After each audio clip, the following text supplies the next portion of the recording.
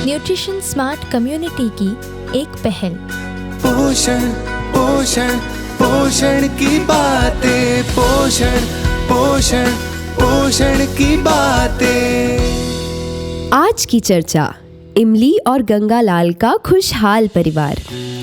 आज की कड़ी में हम जानेंगे परिवार कैसे अपनी स्वस्थता पर ध्यान और पोषण समृद्धि में योगदान दे सकता है, विभिन्न खाद्य समूह के फायदे, एक स्वस्थ शिशु के जन्म के लिए गर्भावस्था के समय परिवार को पोषण की सही जानकारी रखना कितना जरूरी है, घर घर में पोषण वाटिका व स्वच्छता पर विशेष ध्यान हमारे गांवों को स्वस्थ और खुशहाल बनाते जा रहे हैं।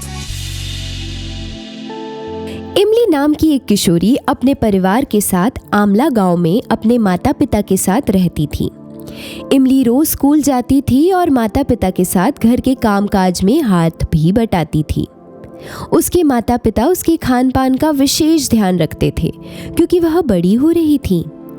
पूरा परिवार यह ध्यान रखता था कि वे प्रतिदिन भोजन में कम से कम 5 आहार समूह शामिल करें। इमली के माता पिता दोनों पोषणम समूह के सदस्य थे और माता पिता और इमली की दादी पोषण शिक्षा की सभी बैठकों में भाग लेते थे। परिवार सरकारी राशन की दुकान से निर्धारित मात्रा में राशन भी लिया करते थे। इमली के घर में पोषण वाटिका लगी हुई थी जिसमें मौसमी फल और सब्जियां लगी हुई थीं, जिसका उपयोग परिवार रोज के खाने में करता था। इमली जब 20 साल की हो गई थी तब पास ही के गांव में रहने वाले मूंगालाल से इमली का विवाह किया गया।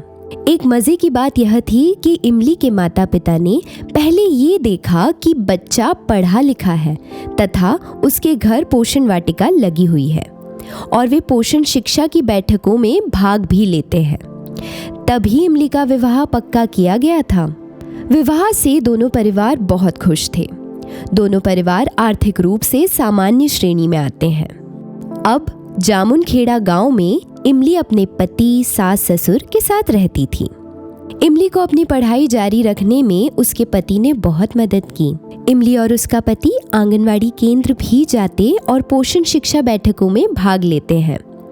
गांव में सामुदायिक पोषण वाटिका है जिससे गांव में कभी फल और सब्जी की कमी नहीं होती है, बल्कि आसपास के गांव में जामुनखेड़ा से फल और सब्जियां बिकने जाती हैं। इमली के ससुराल में भी पोषण वाटिका है। फल और सब्जी के साथ उसने कुछ फूल के पौधे भी लगा रखे हैं। पूरा परिवार घर में साफ सफाई का भी पूरा ध्यान रखता है। घर में टिपी टैप की व्यवस्था है और साबुन से हाथ धोने की व्यवस्था भी है। इमली और उसका पूरा परिवार अपनी व्यक्तिगत स्वच्छता का भी पूरा ध्यान रखते हैं। इमली की शादी को पूरे 2 साल हो गए थे। अब इमली ने परिवार को खुशखबरी सुनाई। घर के सभी लोग खुश हैं और पूरा परिवार इमली का ध्यान रखता है। सबसे पहले मूंगालाल ने इमली के साथ जाकर आंगनवाड़ी में उसके गर्भ का पंजीयन कराया और निर्णय लिया कि इमली का प्रसव उसकी देखरेख में होगा। सही समय पर पंजीयन होने से इमली की चारों जांचें हो सकी। इससे परिवार को बच्चे और मां के स्वास्थ्य के बारे में जानकारी मिलती रही। इमली के परिवार के सभी सदस्यों ने एक गुल्लक बनाई ताकि प्रसव तक कुछ पैसे इकट्ठा हो सकें। इमली के माता पिता भी समय समय पर इमली को देखने आते रहते थे। इमली को खान पान पर कोई रोक टोक नहीं लगाई गई, बल्कि उसे प्रोटीन युक्त खाद्य पदार्थ जैसे फलियां, चना, बाजरा, दालें, दूध दिया जाता था। उसका खाने में एक समय का खाना भी बढ़ाया गया था। इस प्रकार वह 3 समय नाश्ता और 2 समय भरपूर भोजन कर रही थी। इमली पहले भी स्वस्थ थी और गर्भावस्था में उसके खान पान का सही ध्यान रखने से इमली को कभी भी खून की कमी की समस्या नहीं हुई। इमली को रोज नए नए अनुभव हो रहे थे। परिवार के सदस्य घर में माहौल खुशनुमा बनाए रखने में पूरा ध्यान दे रहे थे ताकि इमली का मन खुश रहे। उसके पसंद के फल उसे दिए जाते थे और खाने में भी उसकी पसंद का ध्यान रखा जाता था। आंगनवाड़ी और आशा कार्यकर्ता जब भी गृह भ्रमण के लिए जाती थी तो उन्हें यह सब देखकर बहुत खुशी होती थी। इमली के परिवार के बारे में हमेशा गांव में चर्चा होती थी कि हर परिवार को ऐसा ही होना चाहिए। घर में किसी भी सदस्य को कोई नशे की आदत नहीं थी। परिवार का कोई सदस्य ना तो गुटखा तंबाकू खाता, ना सिगरेट बीड़ी पीता और ना ही शराब का सेवन करता। इमली के प्रसव का समय नजदीक आ रहा था। एक दिन सुबह से इमली को पेट में हल्का हल्का दर्द शुरू हो गया था। मूंगालाल ने आशा और आंगनवाड़ी दीदी को तुरंत सूचना दे दी थी। जननी एक्सप्रेस को भी सूचित कर दिया गया था। इमली की सास ने पहले से ही अस्पताल जाने के लिए ज़रूरी सामान का थैला तैयार करके रखा था। कुछ ही समय बाद आशा और आंगनवाड़ी दीदी भी इमली के घर आ गए। थोड़ी देर में गाड़ी भी आ गई। इमली ने अस्पताल में एक स्वस्थ बच्ची को जन्म दिया और जन्म के 1 घंटे के भीतर बच्ची को दूध पिला दिया, जहां उसके मायके और ससुराल वाले दोनों उपस्थित थे।